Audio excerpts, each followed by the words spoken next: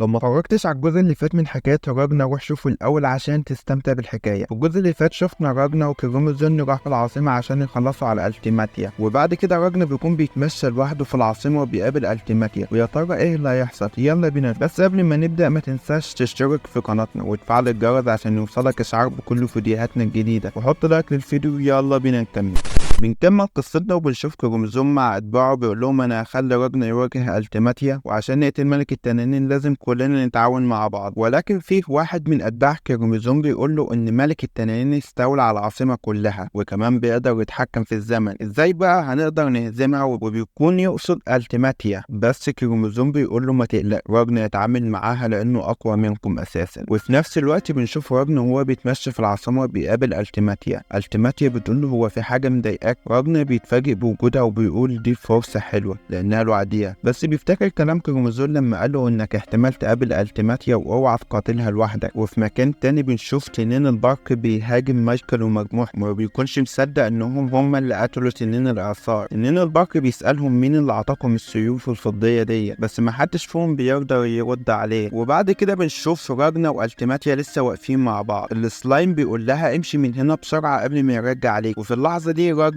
كان لسه هيسحب سيف، ولكن بيتراجع وبيقرر انه هيخلص عليها لما يجتمع مع كروموزون. وبعد كده راجنا بيسيبها وبيمشي، ولكن التيماتيا بتنادى عليه وبتقول له هو احنا اتقابلنا قبل كده؟ بس راجنا بيقول لها لا ما حصل. وفجأة بيجي نوبوليم وبيقول لها حلو ان لقيتك، بس الاهم من ده كله من الشخص ده لانه باين انه صياد تنانين. راجنا بيجهز نفسه عشان يسحب سيفه، بس التيماتيا بتقول له ان انا اللي وقفته عشان اتكلم معاه شويه، ولكن بيتفاجئوا ان راجنا اختفى من قدامهم. وبعد كده بنشوف كروموزون واتباعه اللي بيحللوا الفيديو اللي صوروه لالتيماتيا لما راحت لملك الدولة، وبيشوفوا الفيديو عشان يعرفوا نقطة ضعفها، وبيكتشفوا انها ما تقدرش توقف الزمن وترجع بيه في نفس الوقت، وعشان ترجع بالزمن لورا لازم تلغي توقفه الاول. وطالما انها عاوزة ترجع بالزمن فهي ما تقدرش توقفه، وهي دي نقطة ضعف سحر التحكم في الزمن. كروموزوم بيقول لهم فلنفترض ان احنا قدرنا نقتل التيماتيا، في الوقت ده سحرها هيتفعل تلقائيا وهترجع بالزمن لما كانت لسه عايشة، بس طالما انها هترجع بالزمن فمش هتقدر توقفه. وقبل ما ترجع بالزمن على نفسها احنا هنقتلها مرة تاني، وهترجع بالزمن تاني وهنقتلها برضه، وهكذا الموضوع. ومع تكرار ده كله سحرها هيخلص منه، وبكده هنخلص عليها بكل سهولة. كروموزوم بيفتكر كلام راجنا لما قال له ان احنا قدرنا نقتلها في المستقبل، فاكيد هنقتلها المرة دي كمان. وطالما راجنا هيواجهها لوحدها فراجنا هيفوز عليها، بس المشكلة في نوبوليم وبوريو، احنا لازم ما نخليهمش يساعدوها. وفجأة بتلاقي سلايم بيتصل بيها وبيقول لها ان راجنا خاننا. بعد كده بنشوف التيماتيا ونوبوليم واقفين بيكلموا بعض، بيقول لها انا اقدر اخلي الاشخاص اللي داخل الحاجز يختفوا من غير الم، قصده انه يقتلهم يعني. وفي نفس الوقت راجنا بيكون واقف وبيراقبهم وسامع كلامهم وبيكون متعصب جامد. ولكن فجأة وهي التيماتيا بتكلم نوبوليم بيظهر راجنا وراه. التيماتيا بتقول له في حاجة، راجنا بيقول لها انا عرفت ايه اللي كان بيسبب لي المرض. بيقول لها انا خايف من طبيعتك الغامضة دايما، وانا كنت بخدع نفسي واتظاهر ان هذا عن طريق الانسحاب. التيماتيا بتقرب منه وبتقول له انا اسف، انا مش فاهمة حاجة من كل اللي انت قلته. وفجأة بنلاقي نوبوليم مات قدامها، وراجنا بيكون خلص عليه اول ما ظهر، وراجنا بيسحب سيفه وبيقول لها انا لازم اخلص عليكي هنا. التيماتيا بتقول له ده انت عدونا، وبتتحول لشكلها الاصلي، بس راجنا بيهجم عليها وبيقطعها، ولكن احنا عارفين انها مش هتموت بالسهولة دي وبترجع. بس راجنا بيهاجمها تاني على طول من غير ما يديها وقت، والتيماتيا كل ما بتموت بترجع نفسها تاني، ولكن راجنا برضه ما بيديهاش فرصة وبيستمر في قتلها كل ما بترجع بالزمن. راجنا بيقول لها ارجع بالزمن زي ما انت عاوزة، هفضل اخلص عليكي معاكي لما تموتي. وبنشوف لمحة من المستقبل راجنا لما التيماتيا حولته لتنين، وكانت مفكرة ان راجنا بقى واحد منهم خلاص، ولكن راجنا بيفتكر ليون فبيهاجمها على طول، بس التيماتيا بترجع لورا. راجنا بيمسك سيفه المكسور وبيكون تنين العاصفة هيهجم عليه، بس تنين البرق بيوقفه وبيمسك ايده. وفجأة راجنا بيطعن نفسه بسيفه المكسور عشان يوقف تحوله لتنين، وبيقع على الارض وبيكونوا مفكرين انه مات وبيسيبوه وبيمشوا. وفجأة بيظهر كروموزون واتباعه من تحت الارض، وبنرجع للحاضر وبنشوف كروموزون بيقول للواحد من اتباعه انه يروح يمنع بورجيوس وما يخلوش يقف في طريق راجنا. وبعد كده بنشوف راجنا وهو عمال يطحن في التيماتيا، وبيكون بورجيوس هيتدخل في القتال، ولكن جولين بيتدخل وبيقطع له ايده، وبيتفاجئ بقوة راجنا بيقول انه ممكن يفوز. ولكن فجأة راجنا بيتحبس داخل حاجز وبيطلع نيبوليون لسه عايش وهو اللي حبس، والتيماتيا بتستغل الفرصة وبتهاجم راجنا، ولكن راجنا برضه بيستخدم كل قوته وبيدمر الحاجز وبيسيب التيماتيا بهجومه كمان، وبيضربها وبيطلعها بره العاصمة وبيدفنها، وبيفضل يضرب فيها من غير ما يديها فرصة حتى، ولكن التيماتيا بتستعمل ورقتها الرابحة وبترجع للوقت اللي راجنا يا دوب دخل العاصمة فيه، وراجنا بيكون عارف ان في حاجة غلط، وفجأة بتظهر التيماتيا وبتوقف الزمن وبتقوله ان المعركة انتهت خلاص، وبعدها بتفضل مكان من الناس وبتقوله اجهز عشان اخلص عليك، وفجأة بتحس ان راجنا اتحرك وبتتصدم وبتقول انا ما حسيتش ان الوقت بدأ يرجع، ونابليون بيكون متعصب جامد وبيبدأ يضرب في راجنا زي المجنون، بس التيماتيا بتوقفه وبتكلم برجروس وبتقوله يخلي الملك في موديليس يطلق شعاع على راجنا عشان يقتلوه، وبعدها بتقوله نابليون يلا نرجع عشان الوضع هيكون خطر علينا، ولكن فجأة راجنا بيتحرك وبيقول لها انت مش هتفلتي منه وبيهجم عليها، والتيماتيا بتكون خايفة ولكنها بتهاجمه، ولكن راجنا برضه مفيش حاجة بتوقفه. نابليون اول ما بياخد باله بيحط حاجز على التيماتيا عشان يحميها، بس راجنا بيكسر كل الحواجز وبيدخل لالتيماتيا وبيطلع سيفه وبيقطعها لقطع صغيرة، بس التيماتيا بترجع بالزمن، ولكن راجنا بيهجم عليهم وبيكون خلاص هيخلص عليهم، ولكن السيف بيقع من راجنا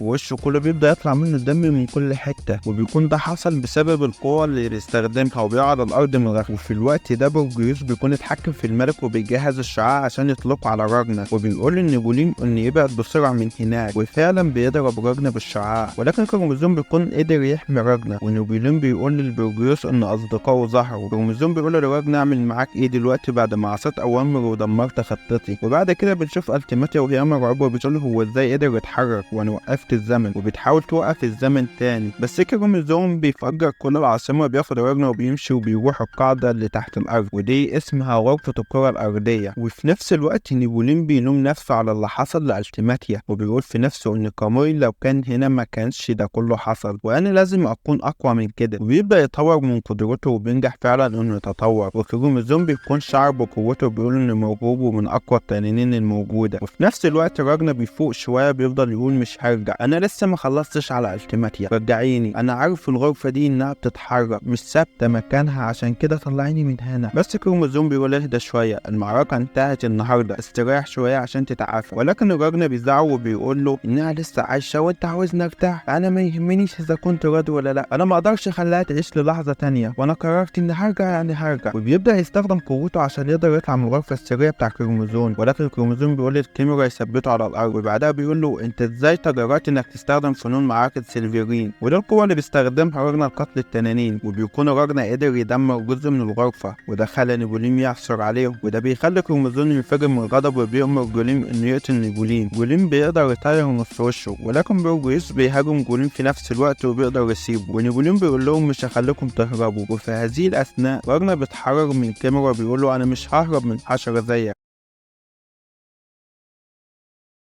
وبعد كذا يوم بنشوف واحدة طايرة على سيف وأتباعها بينادوا عليها، وواحد من أتباعها واللي اسمه إسحاق بيقول له إن في حاجة دخلت دائرة التنقل اللي إحنا كنا مجهزينها في القبو، الأميرة بتقول له هل هو تنين ولا حاجة تاني؟ إسحاق بيقول لها أنا معرفش، عاوزك أنت تشوفي كل حاجة بعينك، وبيطلعوا كروموزوم وراجنا، بعد كده بنشوف كروموزوم وبيكون قبضوا عليه وبيقول في نفسه أنا تم سحبي من غرفة الكرة الأرضية وخرجت في مكان مختلف، وفي اللحظة اللي كنت عاوز أطلع فيها من الدولة دي تم القبض عليها من قبل الفتاة الأكثر إزعاجا في البلاد، الأميرة التانية من مملكة ليث واللي اسمها ليث، في واحد من اللي قاعدين واللي اسمه فو بيقول لها إن الشخص ده واحد كمان طلع من الدايرة اللي إحنا عاملينها عبر التنقل الفوري، إحنا مش عارفين إزاي ده حصل بس الدايرة لسه سليمة وده مش هيأثر على خطتنا. الأميرة ليث بتقول له فين الشخص التاني؟ إسحاق بيقول لها إنه مصاب بجروح خطيرة ومش هيقدر يتكلم، وكمان إحنا فحصنا دمه وطلع إنسان مش تنين، والواد أبو شعر أحمر ده قال لنا عالجوه وأنا أنفذ لكم أي طلب، وبيكون قصده على كروموزوم. ليث بتقول له كروموزوم إنه ياكل من اللحم ده عشان بيدل على الصداقة، وكروموزوم بياكل منه بس أول ما بيعرف إنه تنين بيرجع اللي أكله كله. ليز بتقول له ما تقلقش إحنا حمصناه حلو على أشعة الشمس. كروموزوم بيقول في نفسه إن ليز اتولدت من غير إيدين ومع ذلك عندها عيون تقدر تشوف هالك كل حاجة حواليها وقادرة تتحكم في كل حاجة بالرغم إنها لا تملك إيدين. عندما كان عمرها 9 سنوات أحبطت انقلاب قام به قادة الجيش. في عمر ال16 دلوقتي هي قائدة فرقة أرجنتون المسلح بالسلاح الفضي اللي هي صنعته، ويقدروا يقتلوا التنين المتفوق دورنيا. بس الحاجة اللي بيخليني أكره ليز هو شيء تاني غير قوتها. الأميرة ليز بتقول له أنا هستجوبك دلوقتي، عشان كده لازم تجاوبني بصدق لأنك مش هتقدر تكذب عليا. وأول سؤال مين أنت وإزاي وصلت لهنا؟ كروموزوم بيقول في نفسه لحظة قيم الوضع اللي أنا فيه، وبيقول إن فريق أنجنتوم عامل خطة عشان يهربوا الأرض أجنبية، وعشان كده انشأوا دائرة الانتقال الفوري، وده بسبب زورو وتارا من التنانين العليا، عشان زورو وتارا من التنانين العليا بيلحقوهم وهم مش هيقدروا يفوزوا عليهم. وهدفي هو الانضمام ليهم، وأحسن حاجة أعملها إن أتعاون معاهم وأهرب لمكان آمن. بس المشكلة من عيون ليز لأنها بتميز الهالة، والسبب اللي بيخلي محدش يقدر يكذب عليها هو إنها بتحكم بناء على تغيرات الهالة في المشاعر الناتجة عند الكلام، وعشان كده لازم أتصرف بحذر شديد. ليز بتقطع تفكيره وبتقول له اعتبر صمتك ده جواب ولا ايه حكايتك؟ كروموزوم بيعتذر لها وبيقول لها ان انا كنت متردد ان اظهر لك عيني ليك، وكلهم اول ما بيشوفوا عينه بيتصدموا لانها عين تنين. وبيقول لهم انا اسمي كريش وانا ساحر، بس في بعض الاحيان بخفي اني ساحر، وكنت شغال في صيدليه في العاصمه. اسحاق اول ما بيسمع كلمه العاصمه بيقول له هو ايه اللي بيحصل في العاصمه دلوقتي؟ كروموزوم بيقول له ان العاصمه كانت هادئه وكان صعب نصدق ان البلاد بتتعرض لهجمات من التنانين، ولكن النهارده حصلت انفجارات جامده في العاصمه. اسحاق بيقول له دي كانت من التنانين ولا ايه؟ كروموزوم بيقول له معرفش، الانفجار حصلت فجأة والخادم بتاعه اصيب في احد الانفجارات، وعشان كده حاولنا الهروب من العاصمة باستخدام الانتقال الفوري، ولكن معرفش ازاي خرجت من دائرة الانتقال الفوري بتاعتكم. هو بيتدخل وبيقول له ممكن اعرف انت درست السحر فين؟ عشان ده مش حاجة تقدر تتعلمها بنفسك. ولكن فجأة بتتدخل ليز وبتقول له انت كذاب محترف، وكل اللي قلته كان معظمه كذب. وليز بتؤمر فرقتها كلها تستعد وبتقول له انت قتلت كم شخص في حياتك؟ اكيد عشرات الالاف او اكتر كمان، وكمان احتمال يكون انت الشخص اللي فجر العسكر. ومازون بيطلب من فور انه يساعده ويقنعها انه هيقدر يساعدهم، بس فور بيرفض وبيقول له ان احنا بنطيع كل اوامر الاميره، والاميره بتستعد عشان تخلص على كروموزون. بس طبعا كروموزون ده كله كان بيمثل وبيقول انها بعد ما تقتلنا هستخبى هنا وبعد كده هاخد راجنا واهرب. ولكن فجاه راجنا بيتدخل ويمسك السيف بايده وبيقول لهم انا مش هسمح لكم انكم تقتلوه لاني انا الوحيد اللي مسموح لي اني اقتله. وليز بتكون مصدومه ان راجنا مسك سيفها بايده